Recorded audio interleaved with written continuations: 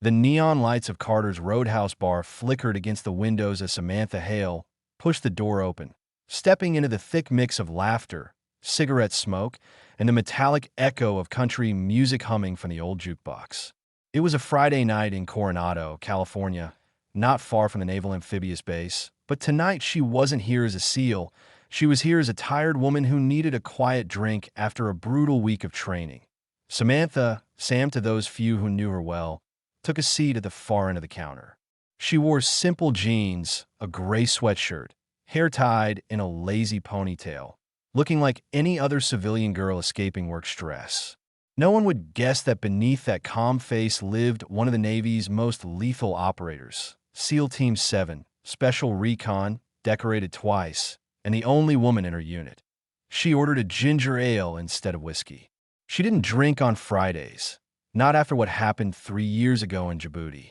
The memory still lived behind her eyes like a ghost that refused to leave. She closed her eyes for a second, letting the music settle. Then she heard it. Heavy boots. A group entering. Loud ones. She didn't turn around, but she knew the sound instantly. Marines. Young. Cocky. Full of energy and half-controlled testosterone. She could already guess how the night would go. "Hey, bartender," one of them said, voice thick with confidence. "Line us up with 6 shots." 6 Marines. That was her first estimation. When she finally glanced over her shoulder, she saw them. Corporal Mason Briggs, tall and built like a wall of bricks. Private Kyle Hutch, leaner but with a sharp jaw and a smirking face. The others, Derek Cole, Alan Price, Reeves, and Holt, looked no older than 23. All were already looking at her.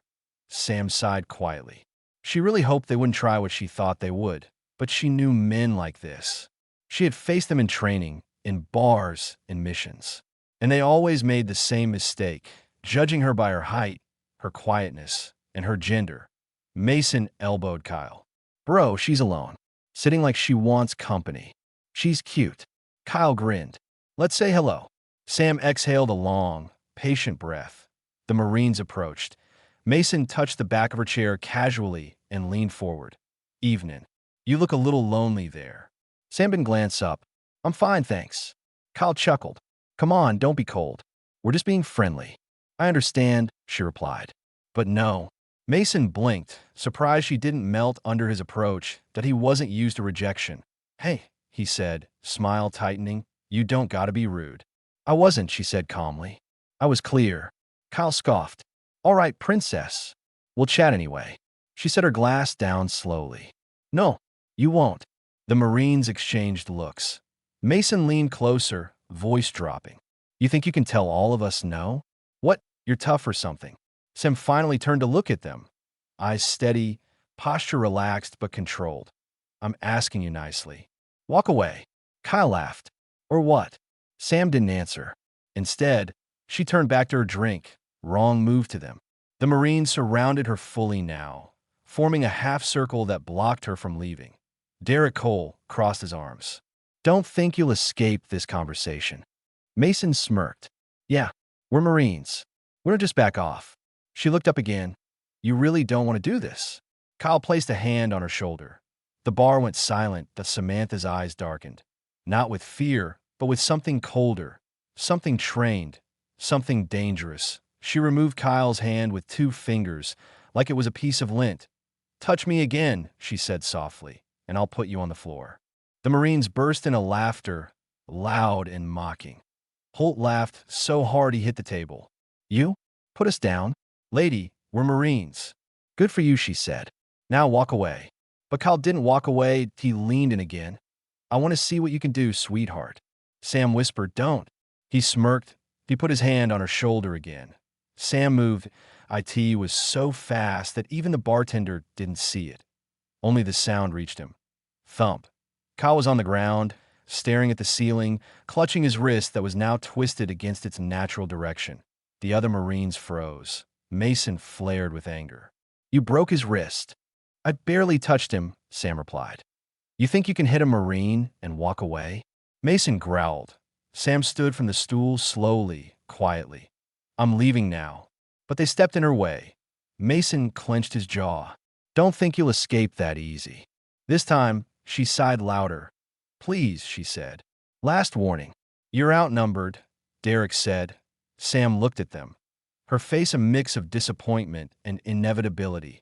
"And you're untrained." Reeves scoffed. "Untrained?" "Lady, we're United States." He didn't finish. Sam struck before the sentence ended. A twist. Reeves dropped at a palm strike. Derek folded. A sweeping kick.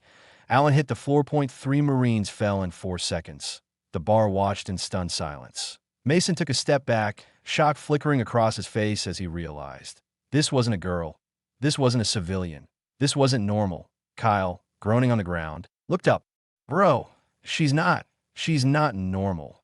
Sam turned to Mason, the only one still standing. "Move." But Mason's pride was bigger than his logic. He swung. Sam slid under his punch and tapped his ribs with 2 quick jabs. Mason gasped, the pressure point collapsing pain through his spine. Before he could recover, she stepped behind him, hooked her arm around his, and pinned him. He froze as she whispered into his ear, "I served 3 tours. I've been through hell you can't imagine. If you swing again, I'll put you in traction. Now move." Mason stiffened. "Wait, 3 tours? Who are you?" She stepped back. "I'm Navy." Holt, still sitting on the floor, blinked. "Navy what?" Sam looked him dead in the eyes. "Navy SEAL." The room went silent.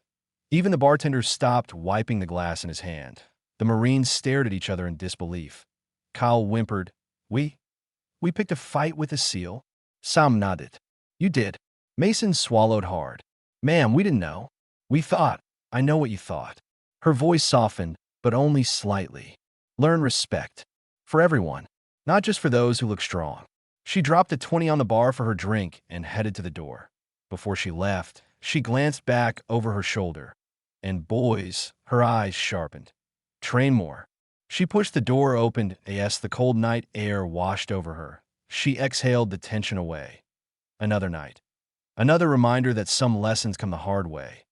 Outside, she walked toward her parked bike. The moonlight reflected off the matte black helmet resting on the seat. She put it on, and for a moment, her voice softened in the privacy of the quiet street. "Grow for justice," she whispered. "People need stories like these." She looked at the camera she kept mounted on her bike for vlogging and said, "If you're watching this later, hit subscribe to Grow for Justice. And tell me where in the world you're watching from. Stay sharp." She revved the bike, letting the engine purr like a mechanical thunder. Then she vanished into the night. A shadow, a protector, a woman no Marine would ever underestimate again.